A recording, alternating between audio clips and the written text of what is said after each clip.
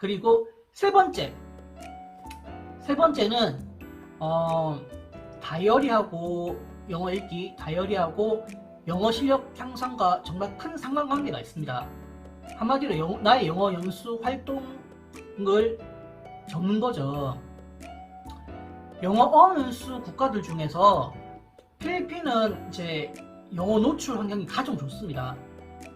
그만큼 가장 많은 수업을 하기 때문입니다. 특히 1대1 수업, 그리고 한 반에 3명에서 4명만 들어가는 소규모 그룹 수업이 많습니다. 그 말 그대로 이제 선생님과 주변에 있는 이제 친구들하고 영어 소통을 좀 많이 하게 되거든요.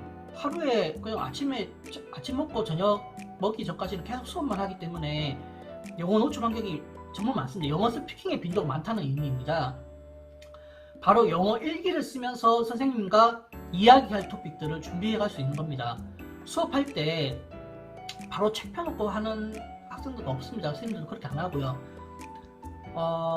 가볍게 일상 대화를 하겠죠. 가볍게 인사도 하고 영어 다이어리를 통해서 선생님과 이야기할 토픽들을 미리 준비해 가는 겁니다. 나는 이번 시간에 가면 선생님한테 이런 거 물어봐야지. 나 저번 시간 때 공부했던 거, 수업 때 공부했던 거 이런 거 물어봐야지. 미리 준비를 영어 다이어리 그런 것들 미리 준비해 가는 거죠.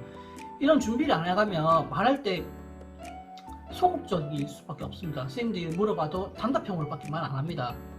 그리고 이제 선생님들도 지치죠. 계속 이끌어 가는데 리액션도 없고 하면. 근데 학생들이 미리 이런 이제 준비를 해가고 적극적으로 수업에 임한다면 선생님들하고 커뮤니케이션이 있기 때문에 좀 재밌는 수업이 됩니다.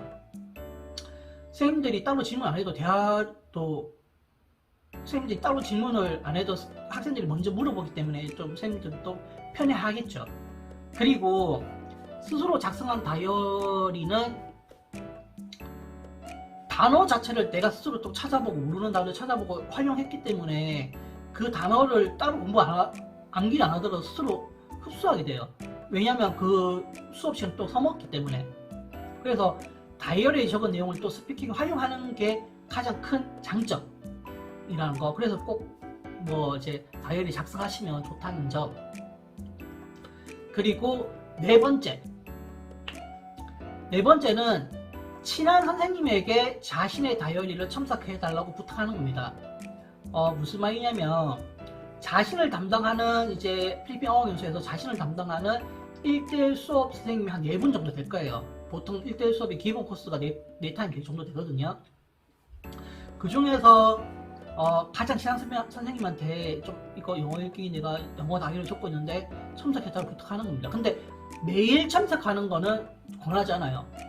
쓰자마자 매일 첨삭하다 보면 시간 소요도 많고요. 정작 수업을 못하기 때문에 또 쓰자마자 첨삭해버리면 이제 자신의 또 쓰는 글쓰기 유형 스타일이죠. 자신의 장문 스타일 형성이 잘 안 됩니다. 이게. 그래서 한 일주일에 한 번 정도? 네, 일주일에 한 번 정도 예를 들어서 수요일이나 목요일 그때 이제 내가 적었던 거를 이제 좀 봐달라. 봐주는 거 선생님께서 이렇게 봐주는 거 한 15분 정도면 다 봐주거든요. 그래서 그걸 보면서 이제 문법적으로도 교정을 받고 철자도 틀린 거 없는지 띄어쓰기도 틀린 거 없는지 것도 받고 그리고 분명히 친한 선생님이기 때문에 내가 영어 읽기에 적었던 것들에 대해서 이야기를 나눴기 때문에 그거에 대해서 이거는 좀 이 문장보다 이 문장이 더 좋아 이렇게 또 좋은 표현을 추천받을 수도 있겠죠. 그리고 다섯 번째는 장문 수업에 큰 효과를 봅니다. 영어 다이어리는 분명히.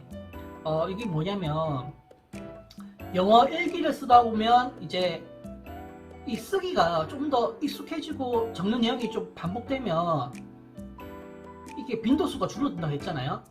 그때는 선생님한테 이제 요청을 하는 거죠. 내가 이게 영어 다이어리를 적으면서 이제 간단한 에세이도 한번 해보고 싶다. 그래서 좀 간단한 주제들 없냐? 간단한 주제들을 좀 받아서 이제 간단한 문장으로 간단한 단문으로 이제 에세이 연습을 해보는 거죠. 그러면 추후 영어 작문에 큰 도움이 됩니다. 저는 개인적으로 스피킹 향상도 중요하지만 나의 자신의 영어 실력 향상을 증명해 주는 것 이제 결과물은 영어 작문이라고 생각하거든요. 어떻게 보면 스스로 좀 사고하고 좀 복화, 문법, 어휘력 모든 게 들어가잖아요. 처음부터 영어를 뭐 잘하는 사람은 없습니다. 처음부터 잘하는 사람은 없기 때문에 작문이 그거잖아요. 어떻게 하면 글짓기를 더 잘할까. 학원에서 하는 작문 수업은 바로 이제 어떻게 하면 글짓기를 더 잘할까 그 스킬을 가르쳐 주는 거거든요. 근데 단문장 자체가 쓰는 게 잘 안 되면 그 수업 효율성이 떨어져요. 그러면 이제 특히 필리핀에 이제 공부하고 있는 학생들은 단기로 오는 학생들이 또 많아요. 그 학생들은 이제 작문 수업 거의 안 하려고 해요. 작문 수업 대신에 스피킹 수업을 한 시간 더 하기 원하거든요. 그러면 이제 그런 학생들은 또 작문 수업 대신에 이런 다이어리를 쓰면서 단문 글짓기 연습을 계속해 나가는 거죠. 스스로 어느 정도 단문장 연습이 좀 잘 된다 싶으면 그때 학원에 좀 요청해서 내가 하는 수업 중에 한 타임 중에서 한 개는 작문 수업으로 교체하겠다. 또는 나는 한 시간 더 추가해서 작문 수업 좀 해주세요. 이렇게 또 요청할 수도 있는 거죠. 그리고 마지막으로 말씀드리고 싶은 거는 마지막으로는 그냥 쓰기, 그냥 적기입니다. 어떻게 보면은 이제 제가 가장 중요하고 기본적이라고 생각하는 건데요. 처음 순서로 바로 말씀드리려다가 가장 중요한 것 같아서 제가 마지막 순서로 말씀을 좀 드리고 싶은 겁니다. 이게 뭐냐면 평소에 일기 다이어리 쓰지 않으셨던 분들은 더욱 이제 영어로 쓰려고 하니까 이게 잘 안 돼요. 힘들어요. 또 이게 내가 적는 게 문법이 틀릴지 안 틀릴지, 철자가 틀릴까 안 틀릴까 걱정되기도 합니다. 근데 이런 걱정을 딱 미루시고 그냥 이제 바로 자신의 영어 실력 향상을 위해서, 영어 공부를 위해서 그냥 적기 시작하는 겁니다. 그냥 적으세요. 있는 실 그대로. 아예 영어 공부를 전혀 안 하셨다면 이제 사전 찾아서 영어 단어로 이제 또 표현할 수 있는 거잖아요. 근데 단어만 적어서 또 자신의 생각을 표현하셔도 됩니다. 그렇게 시작하시는 거죠. 간혹 번역기를 이용해서 뭐 하는 분들도 있는데 절대 저는 이제 비추천하고요. 절대 그렇게 하시면 안 됩니다. 왜냐면 번역기를 또 계속 사용하다 보면 의존하게 돼요.